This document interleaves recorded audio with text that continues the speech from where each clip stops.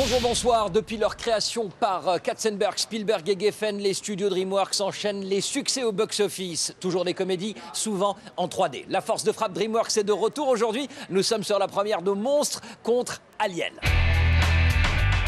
Nous irons en coulisses, c'est-à-dire dans la forteresse DreamWorks, pour rencontrer les superstars de l'animation sur ordinateur. Et dois-je vraiment le préciser, ce sont des Français. Que tous ceux qui viennent des Gobelins lèvent la main. Il y en a beaucoup là. Faubourg 36 a été rebaptisé Paris 36 pour faire plus américain. Le film de Christophe Baratier sort aux États-Unis. Nous vous offrirons notre sélection hebdomadaire des nouveautés US. Bonjour, Monsieur Laurie. Bonjour. Yeah, I love the voice. You know, that's where we tell that someone does animation, you know. Right. Sorry. Dr House est à la maison. C'est vrai que ça sonne mieux en anglais. Dr House is in the house. L'homme aux 10 millions de téléspectateurs joue une nouvelle fois un docteur dans Monstres contre Aliens. Rencontre du troisième type tout à l'heure. Catch me, wow. Lui, c'est Jeffrey Katzenberg, l'homme qui annonça il y a exactement un an que l'avenir du cinéma passera par la 3D. Il a tenu sa promesse. Jeff, 2000 salles aux États-Unis, c'est un record. Projetteront Monstres contre Aliens dans la troisième dimension. Ce sera notre enquête. Et pendant qu'on parle de monstres et d'aliens, enfermé dans son atelier, le français Rodolphe Guénoden, encore un, nous prépare déjà le deuxième volet de Kung Fu Panda. Ce qui explique d'ailleurs la présence de Sa Majesté Jack Black sur la première de Monsters contre Aliens.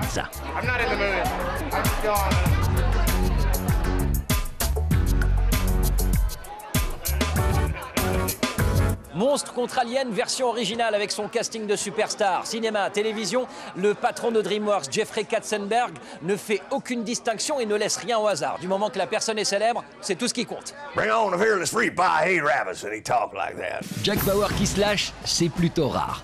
Kiefer a trouvé sa voix pour ce film, un mélange de Full Metal Jacket et de Bugs Bunny. The name is General W.R. Munger. Now follow me.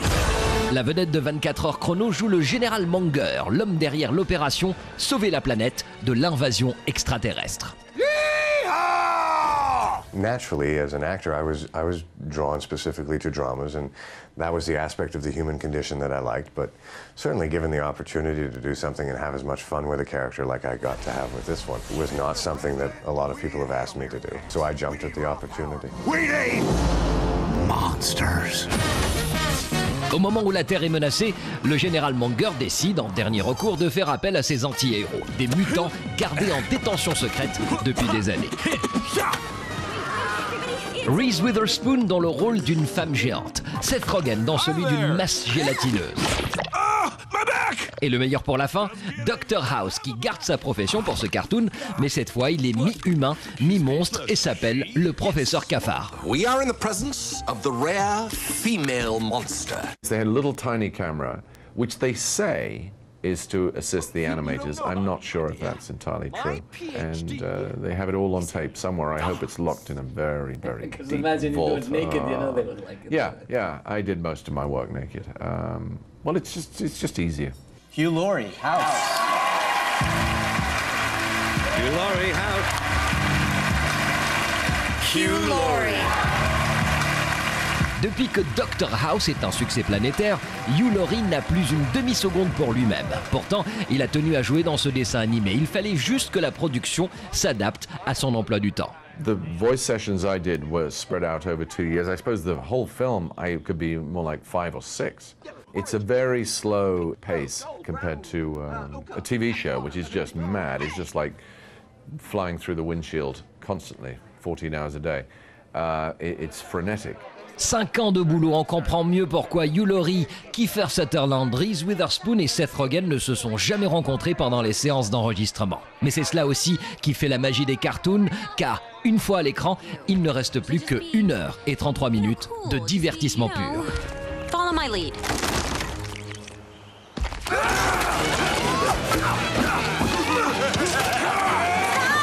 That was an accident. Don't destroy anything.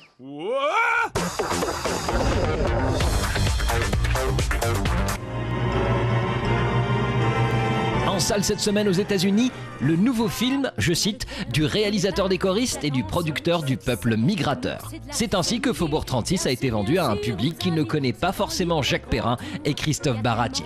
D'ailleurs, pour cibler encore plus large, Faubourg 36 est devenu Paris 36, mais la poésie, elle, est toujours aussi présente. Quand on a connu un petit peu ce qu'on a connu avec les choristes, les Oscars, est-ce qu'on va revenir aux États-Unis? Est-ce qu'on va de nouveau être international? Enfin, je préfère le mot universel. La preuve que oui. Quoi.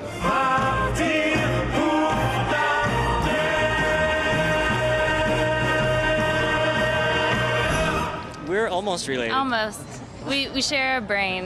Anna Boden et Ryan Fleck sont réalisateurs. D'accord, on dirait deux assistants de production qui cherchent leur chemin. Comme quoi, faut se méfier à Hollywood. Ce n'est encore une fois pas le look qui fait le talent.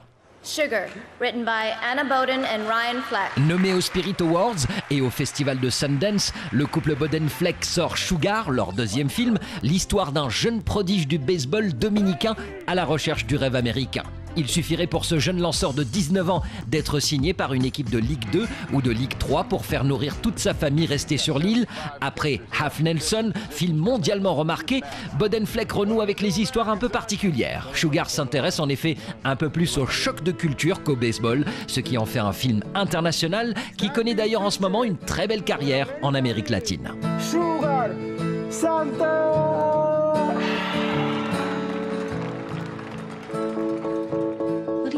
Hi, you said to stop by. Gigantic, c'est le troisième film de notre sélection. Encore un film indépendant avec deux espoirs du cinéma américain. Paul Dano, remarqué dans There Will Be Blood et Little Miss Sunshine. Face à lui, Zooey Deschanel, excellente dans Phénomène. Gigantic est une comédie dramatique. Une histoire d'amour un peu bizarre entre un employé dans un magasin de literie qui rêve d'adopter un bébé chinois et la fille d'un millionnaire un peu étrange. C'est une petite sucrerie ce film, sortie française prévue pour juillet prochain.